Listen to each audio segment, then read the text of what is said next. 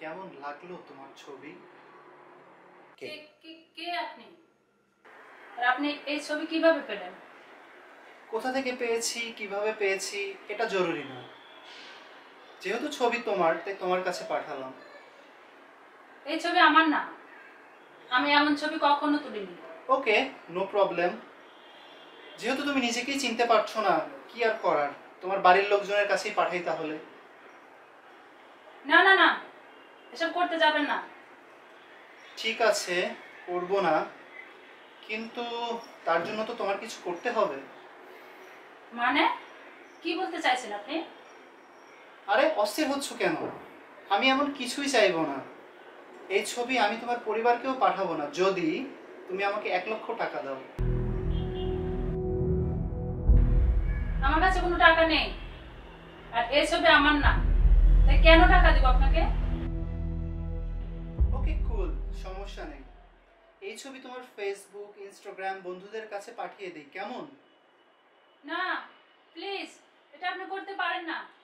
তাহলে আমি যা বললাম তাই করো, তাহলেই আমি ছবি ডিলিট করে দিব।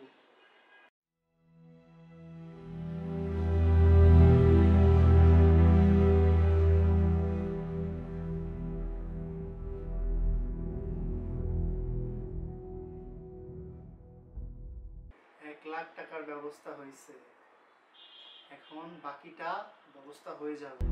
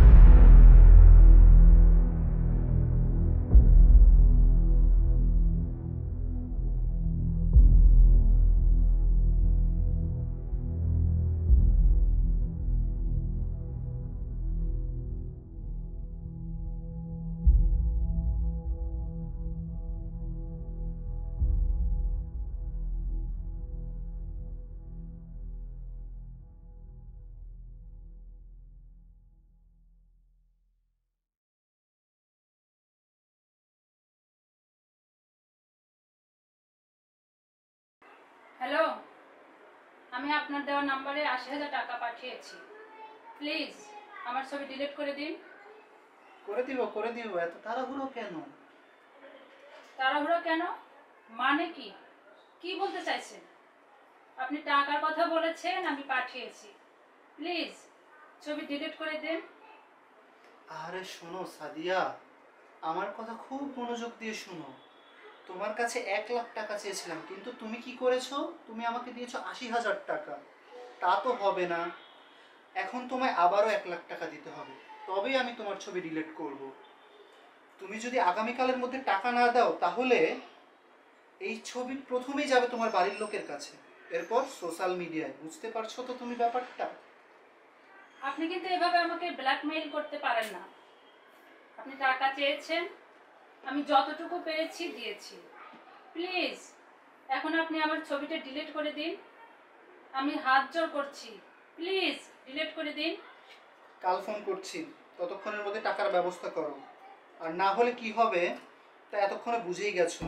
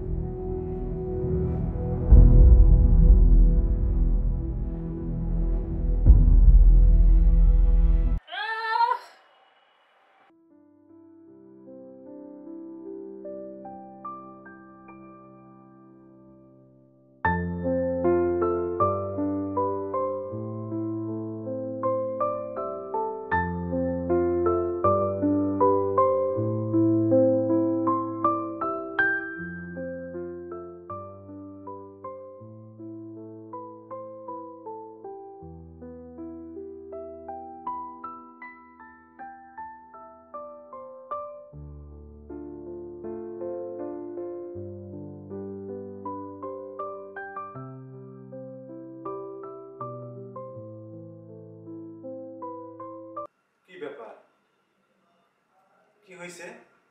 এভাবে মন খারাপ করে বসে আছো? কিছু না বললে আমি কেমনে বুঝবো?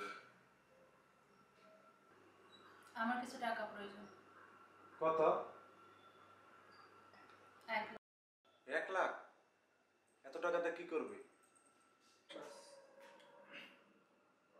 আরে বাবা, দিলে যা, না দিলে না দাও। এত প্রশ্ন করো কিসের জন্য? তুমি না দিলে আমি আমারটা দেখে নেব।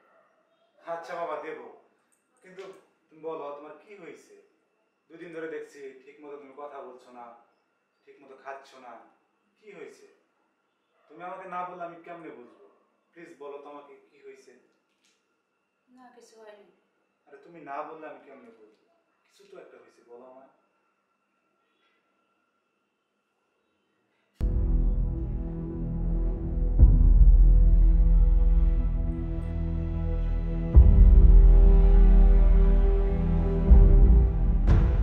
এই ছবি? একটা ছেলে আমাকে পাঠিয়েছে, আমাকে ব্ল্যাকমেল করছে।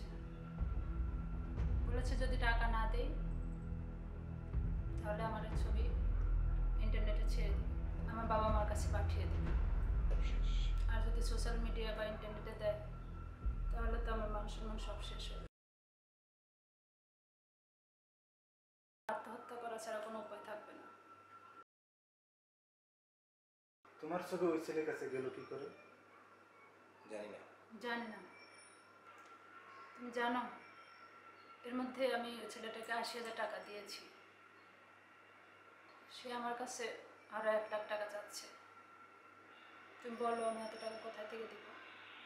আচ্ছা তুমি শান্ত হও। তুমি শান্ত হও। একটা কথা বলো তো, তুমি কখনো এমন ছবি তুলেছিলে? আমি কেন এই ধরনের ছবি তুলবো? তুমি তো জানো। তার মানে এটা তোমার ছবি না? বুঝতে পারছি। কি বুঝতে পারলে? আচ্ছা তুমি ছেলেটাকে ফোন দাও তো। আমি কেন ফোন দেবো? আরে ফোনটা দাও না।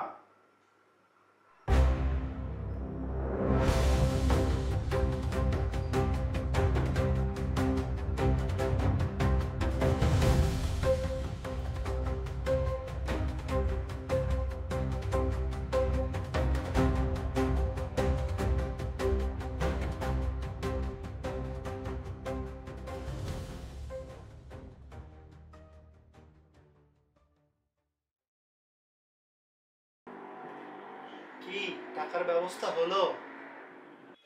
টাকার ব্যবস্থা হয়ে যাবে, কিন্তু তুই যে এআই ব্যবহার করে এই ছবিটা এডিট করেছিস, এর জন্য তোকে অনেক পস্তাতে হবে। কে বলছেন? থানা থেকে বলছি। তোর নামে সাইবার ক্রাইমে মামলা হয়েছে, তোর লোকেশন ট্যাগ করা হয়েছে। এবার তুই পালাবি কোথায়?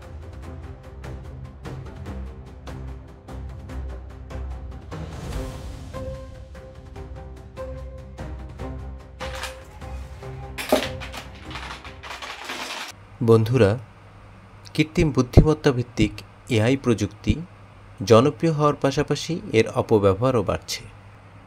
সম্প্রতি এই প্রযুক্তি ব্যবহার করে ব্যাপক ভুয়া ভিডিও তৈরি করা হচ্ছে, যা ডিপফেক নামে পরিচিত। এসব দুষ্ট লোকদের হাত থেকে বড় বড় তারকারাও রেহাই পান। অনেকেই প্রতারকদের জালে পা দিয়েছে। যদি আপনি কোনো ভুল না করে থাকেন তাহলে কাউকে টাকা দেওয়ার প্রয়োজন নেই। আর আমরা চাই এই ঘটনা আর না ঘটুক। তাই বলছি, এই ভিডিও আপনি আপনার বন্ধুদের দেখান, যাতে করে সে এমন প্রতারকদের জালে না জড়িয়ে যায়।